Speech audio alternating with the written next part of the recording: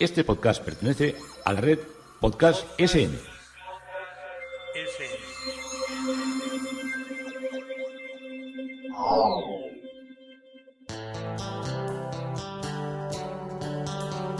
Historia con sentido. Un podcast realizado y presentado por Juan Carlos González.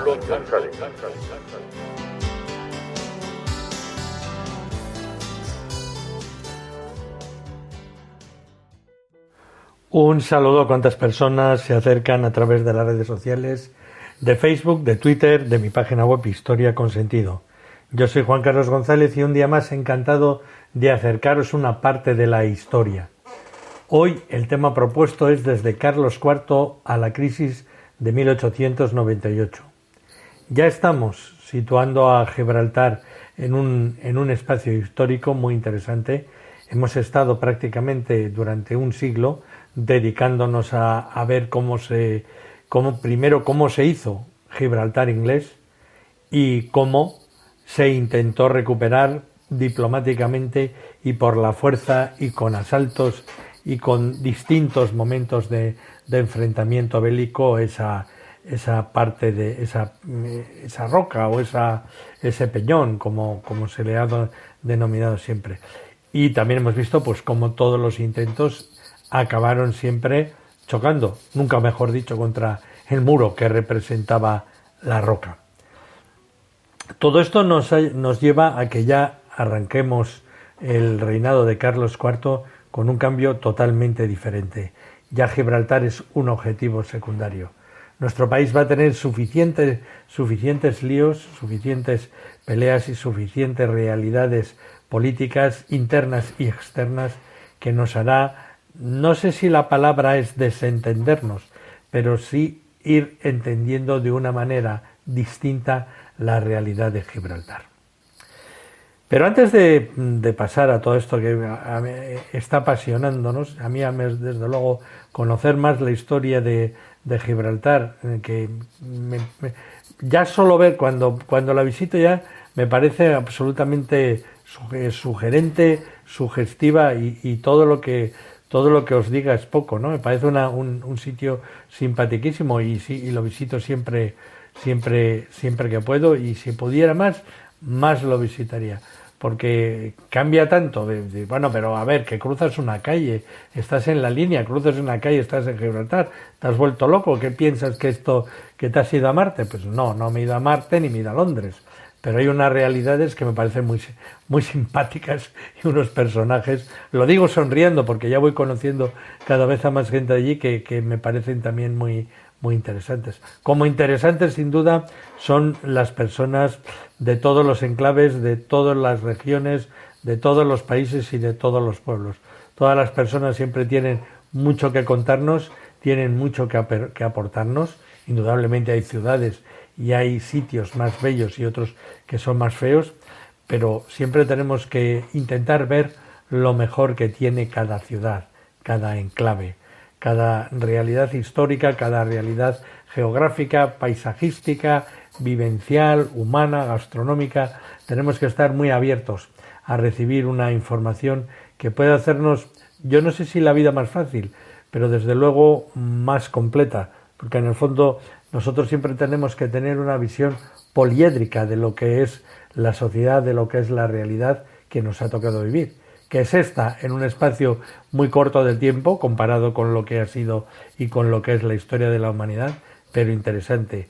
No podemos estar con la vista girando atrás pensando que había cosas mejores, ni con la vista demasiado adelante pensando que todos los males se van a solucionar. Tenemos que vivir nuestro día a día, que tiene las dos cosas: bellezas, tristezas, alegrías y no alegrías. Vamos a dejarlo ahí. Y para alegrías, todas las que nos está dando todo este mundo de la cerámica, de las piezas de Talavera, y Talavera como ciudad que la estoy recorriendo a vuestro lado, y que me ha recordado una realidad que muchas veces, por vivirla muy a menudo, no solemos estar muy centrados en esa realidad, que es la de las plazas de los pueblos, la de las plazas mayores. Las plazas mayores suelen ser porque un pueblo puede tener varias plazas. Si no tiene una, más que una, esa es desde luego la plaza mayor. Pero a veces hay pueblos que tienen la plaza mayor, que se puede llamar de muy diferentes maneras, o puede tener varias plazas, y esa que es la más grande o la más representativa o la más insigne es la que se denomina plaza mayor. La plaza mayor de Talavera es la plaza del pan. Vais a decir, ¿qué pasa? ¿Que allí había panaderías? Pues bueno, la plaza del pan de Talavera se denomina, primero es una gran plaza, tiene una forma rectangular, pero olvidaros de lo que es la concepción de plazas porticadas estilo a Salamanca o a ciudades más pequeñas que nos recordarán con todos esos pórticos, o la misma plaza mayor de Madrid, que son ese tipo de plazas totémicas que tenemos en la península, que nos viene también cuando hace mucho calor porque nos da sombra y cuando llueve porque podemos guarecernos. Pues en la Plaza del Pan, como os digo, se denomina así porque antiguamente era donde estaba ubicada la oficina municipal de venta de pan en tiempos de carestía. Allí se encuentran, entre otros edificios, las casas consistoriales, que no es una, sino que son varios palacios, los palacios de la nobleza y el clero, y luego detrás, a un lado, está el convento de los Jerónimos, la colegial de Santa María. Como si dijéramos, la colegial de Santa María nos tapa en parte lo que es el convento de los Jerónimos, y luego está el Hospital de la Misericordia, que hoy es el Centro Cultural Rafael Morales. Es una plaza que está con unos bancos preciosos, con esa cerámica tan deslumbrante, con esos azules, con esos amarillos, con esas flores, con esas guirnaldas que nos dejan un poco estupefactos por ser tan característicos de esa ciudad. Y si vamos hacia una esquina, tiene una pequeña inclinación la salida de la Plaza del Pan, y estaremos viendo el azul o el atardecer en el Tajo, que es una experiencia increíble.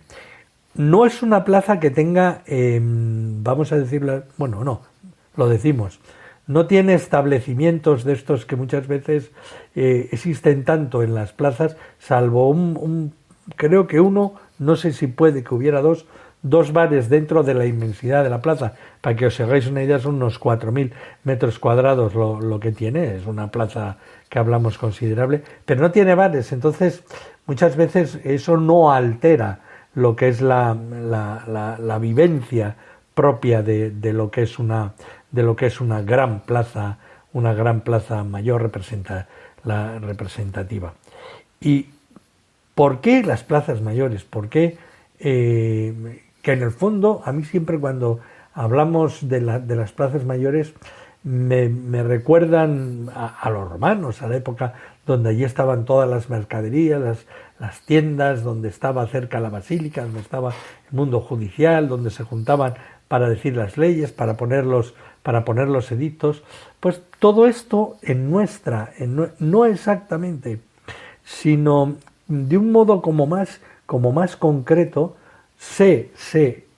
con todo entenderme que de esto hay multitud de interpretaciones, porque las plazas mayores se han ido haciendo conforme van creciendo los pueblos. Incluso hay pueblos que se hicieron de nueva planta y tuvieron que ponerles la plaza. Si conocéis pueblos me estoy acordando ahora de pueblos de Andalucía o diversos pueblos de otras regiones que crecieron a lo largo del siglo XVII, XVIII, XIX, incluso algunos en el XX, construyeron su plaza mayor para darle sentido. Siempre tenemos que entender que una plaza mayor es para ser usada, o debe ser concebida para un uso social, no para exaltar al hombre ni para exaltar a la masa, sino para que se viva. Por eso es un contexto social, es diferente al que formó parte de plazas de mercado, de centros de mercado que se han creado en la última época y en época moderna, concepto de plaza como mercadería. Generalmente las plazas están al servicio de una sociedad que puede ser urbana o puede ser rural, y tuvo muchas veces distintas y sucesivas utilizaciones para las que se creó y que fueron variando de acuerdo con lo que eran las interpretaciones de cada época. Muchas nacieron como plazas de mercado, que representaban, como os he dicho, el centro comercial y lúdico del conjunto urbano medieval. Más tarde se convertían en plaza mayor municipal, porque estaba allí el ayuntamiento. Y en la época, sobre todo a partir de los Reyes Católicos, desde donde más se estudia, era donde se establecía el poder social de lo que era el consejo local. Luego, durante la época de los Austrias, desde lo que eran las plazas mayores, que iban siendo prácticamente programadas por Felipe II, fueron seguidas por las que se levantaron también en los reinados de los sucesivos monarcas, hasta las que quedaban antiguamente medievales, que fueron regularizadas o rehechas. Todas tuvieron por finalidad, entre otras, la de ostentar o tener un signo de representatividad y de grandeza de la ciudad. Después de la Ilustración surge la Plaza Mayor como un símbolo, podríamos decirlo que representativo, sí, de la felicidad y del bienestar de los ciudadanos, meta a la que ansiaban conseguir aquellos hombres ilustrados, que era un bienestar y un acceso a todo lo que era la cultura. Y finalmente, a mediados del siglo XIX, se edifican plazas mayores, muchas veces para mostrar la prosperidad económica de las poblaciones mediante la majestuosidad arquitectónica de las fábricas. Me estoy dando cuenta que esto de las plazas me va a llevar bastantes podcasts, porque pasamos por las plazas, las cruzamos, tomamos las cervezas, los pinchos, los vinos, el agua mineral, no siempre voy a hablaros de alcohol, el agua mineral, el agua con gas, el agua sin más, el bitter, la Coca-Cola, todo esto lo hacemos muchas veces en las plazas mayores, en las plazas de muchas de nuestras ciudades, y no nos preguntamos por qué se han hecho y para qué sentido han tenido. Haremos recorridos. Mirad, de las últimas plazas que me estoy acordando, es la Plaza de la Constitución de San Sebastián, cuyas arcadas están saturadas por bares de pinchos, y de una hermosa escena que tuve en el mes de... Bueno, ya era el mes de noviembre, que iba con una visita, y había un concierto en lo que eran las arcadas del antiguo edificio del ayuntamiento, y estábamos oyendo una música muy agradable, y a la vez estábamos tomando un aperitivo, tomando unos pinchos excelentes, y vibrando y viendo todo lo que eran... Bueno, esta plaza tiene una peculiaridad, que todas las ventanas están numeradas porque tenía otro fin lúdico, que era ser una plaza de toros. Pero todo esto llegará, porque ahora estamos con Gibraltar y no puedo entretenerme en las ramas y no ir a la centralidad del podcast. Nuestro país había logrado a duras penas mantener un estatus internacional durante el siglo XVIII, pero en el siglo XIX partirá el tren de las grandes potencias europeas, afrontando además la pérdida de lo que era el imperio colonial. Nuestro país se convirtió de esta forma en una potencia de segunda categoría, sin posibilidad de intervenir no solo en los asuntos de Europa, sino en aquellos que incluso afectaban directamente a su política interior y exterior. Por eso, perdón, que muchas veces me suceden accidentes de la voz. Aunque el objeto de todo lo que estamos viendo se centra en lo que son las relaciones hispano-británicas que se toman en las cuestiones de Gibraltar, también hay que hacer una aproximación a lo que eran la realidad social y económica de los países de nuestro entorno, que nos ayudará a comprender y también a valorar en qué condiciones se afronta el siglo XIX y cuáles fueron para nosotros las consecuencias para las consecuencias políticas.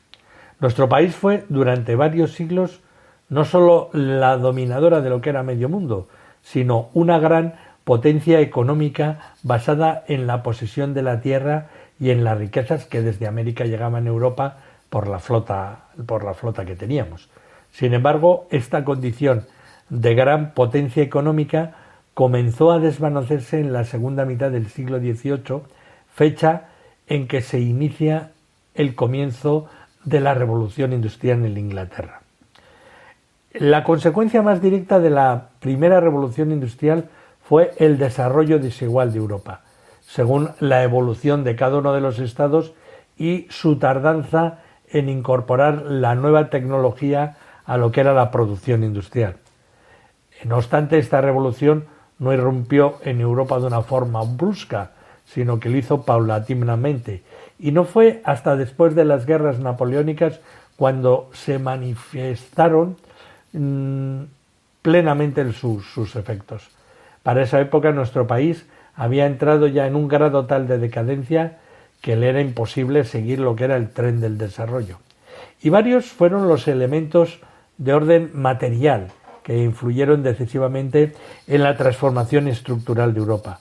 Sin embargo, estos mismos elementos o factores no tuvieron la misma repercusión en todos los países y especialmente en el nuestro.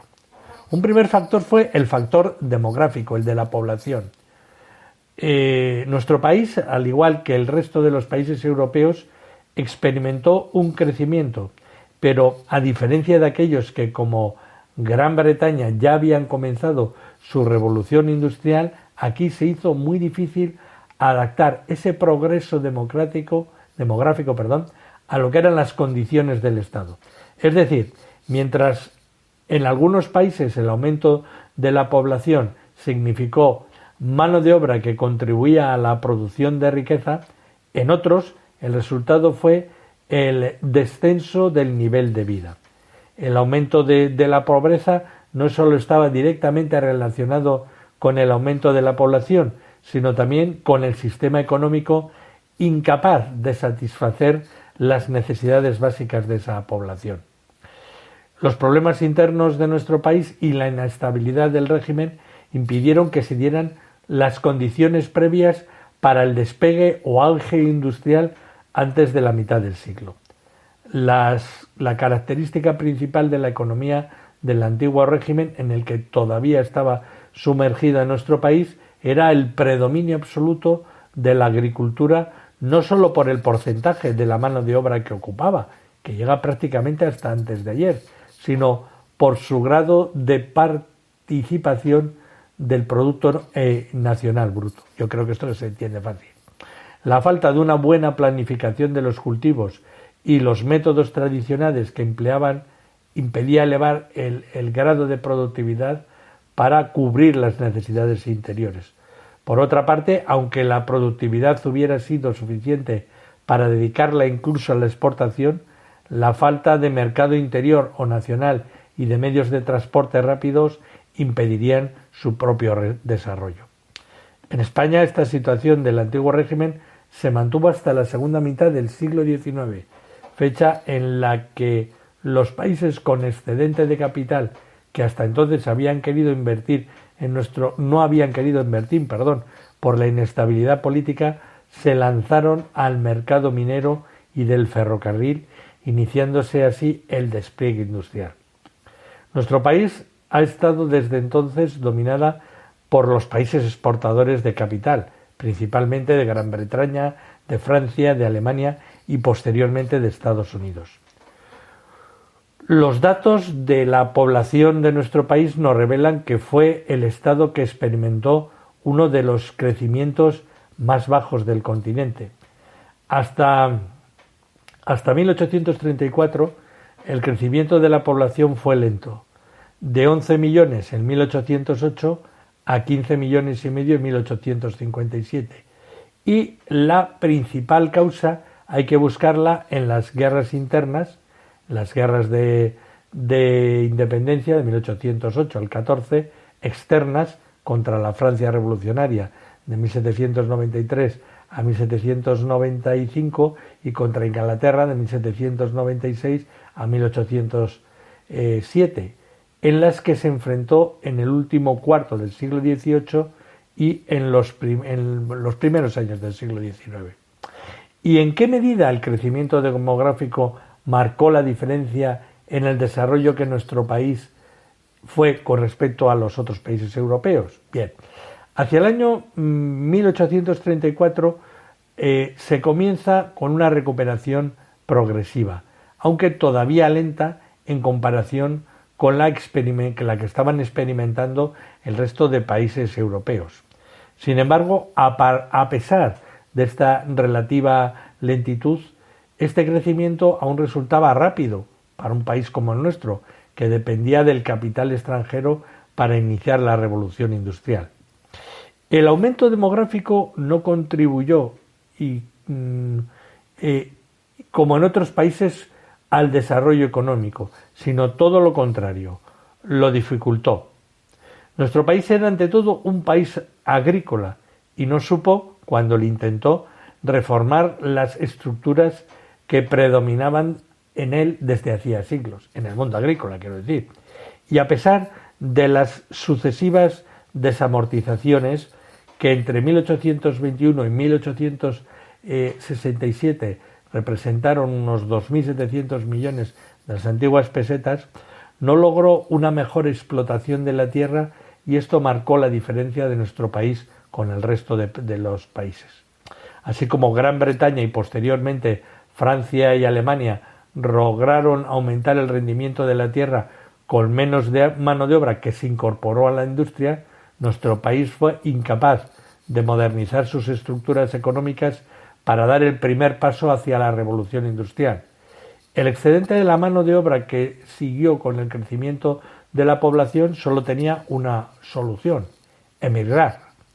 Ya desde el siglo XVIII, aunque se acentuó más en el siglo XIX, se había producido en nuestro país una corriente centrífuga de la población que emigraba hacia las zonas costeras, especialmente hacia Cataluña, hacia Asturias y hacia País Vasco, Euskadi.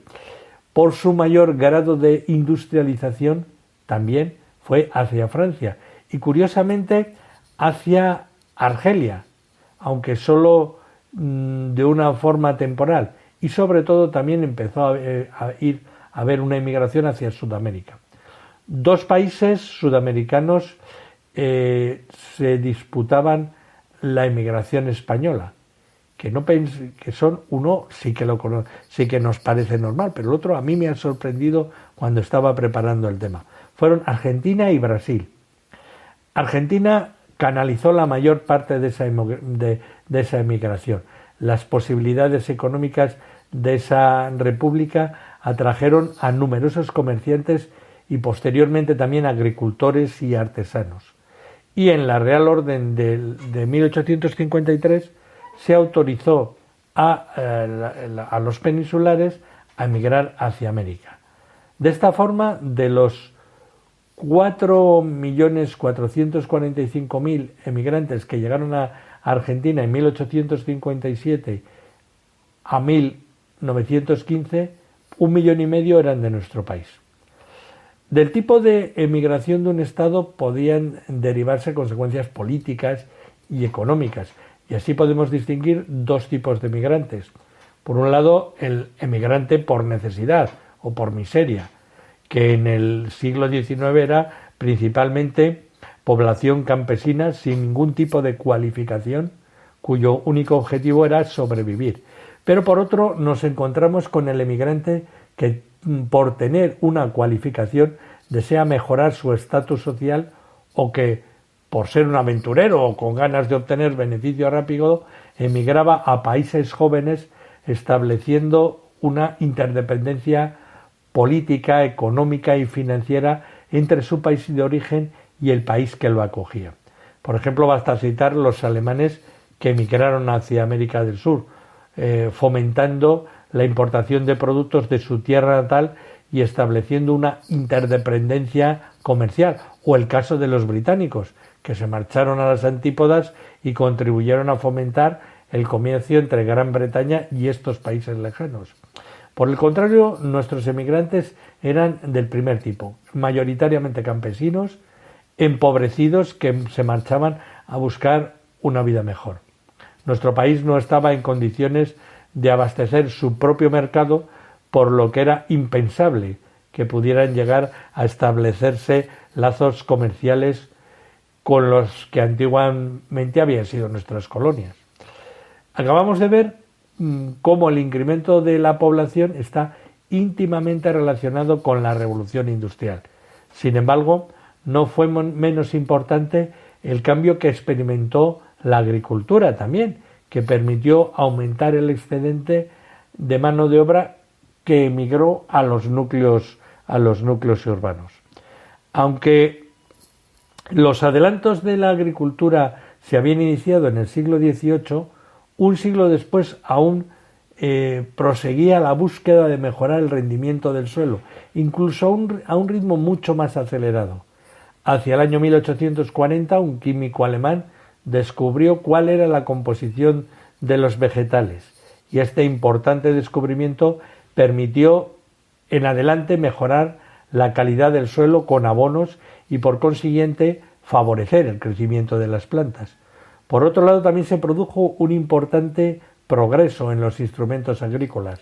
La mecanización permitió emplear menos mano de obra, que se liberaba para emplearse en las industrias, y disminuir el número de horas de trabajo humano. Así, por ejemplo, se calcula que el empleo de la máquina trilladora y la aventadora, yo todavía he conocido máquinas, yo ya soy más viejo más viejo que Gibraltar, por Dios. La máquina trilladora y las máquinas aventadoras las he conocido yo funcionando. ¿De dónde vengo? Bueno, vuelvo al tema. Estas máquinas, que estaban inventadas por los americanos Irán y John Plus en 1837, sextuplicó la productividad humana y redujo a 75 horas de lo que eran 75 horas de esa labor antes de 1830 a 13 horas en 1880, el tiempo de dedicación humana para lo que para los americanos era un acre en la producción de trigo de los Estados Unidos. Tanto los agricultores como los ganaderos se fueron acostumbrando a utilizar mejores semillas y mejores ganados, aunque todavía no se conocía todo lo que era la genética como ciencia. Algunos ganaderos, como el inglés Robert Wackerby, lograron mejorar los ganados de raza lanar, caballar, vacuno, lanzándose a lo que era una cría selectiva. Estas mejoras repercutieron en los sistemas de explotación de la Europa occidental. De esta forma, en Gran Bretaña, aunque el sistema de campo abierto que había predominado hasta el siglo XVII, triunfaron los cercamientos, afectando a centenares de millones de hectáreas de tierra. En Francia, en contra, lo que predominó desde la Revolución del 89 fue la pequeña propiedad, que impedía utilizar avances agrícolas debido a la excesiva parcelación de la tierra. En Alemania la situación no era homogénea. En Prusia, al este del Elba, y en Mecklemburgo, los señores se hicieron con grandes haciendas, y sus propiedades en Hannover, Schleswig-Holstein, Westfalia y la Alta Baviera predominaron las grandes fincas campesinas, y al este y el suroeste, a lo largo del Rin, del Main o del Neckar, lo más corriente fueron las granjas pequeñas. En nuestro país ya hemos visto que, a pesar de las desamortizaciones, las estructuras agrarias no variaron, predominando las haciendas cuya baja producción obstaculizaba el crecimiento demográfico y el desarrollo industrial. Y hasta aquí nos está trayendo este tema que yo la verdad estoy apasionado con él, porque es la historia que muchas veces no nos han contado, la historia de nuestro desarrollo industrial, una historia que muchas veces la hemos vivido en clase y que era absolutamente árida. Y a mí me ha servido, basándome en lo que fue que Gibraltar se convirtiera en un objetivo secundario, el intentar explicaros qué era lo que estaba pasando en nuestro país a nivel un poco sociológico. Porque a veces también me suelen decir, oye, ya nos vale de guerras y de batallitas y de los ingleses tirando tiros y de los del otro lado tirando cañonazos. Ya estamos un poco saturados, que aquí los que se jugaban la camisa, el jubón y el sombrero era el pueblo llano, y de ese también hay que hablar, como estoy hablando hoy. Hemos arrancado en las plazas y hemos terminado en lo que fue la revolución industrial que se asomaba a las puertas de nuestro país. Esto es Historia con Sentido. Yo soy Juan Carlos González y un día más encantado de acercaros una parte de la historia.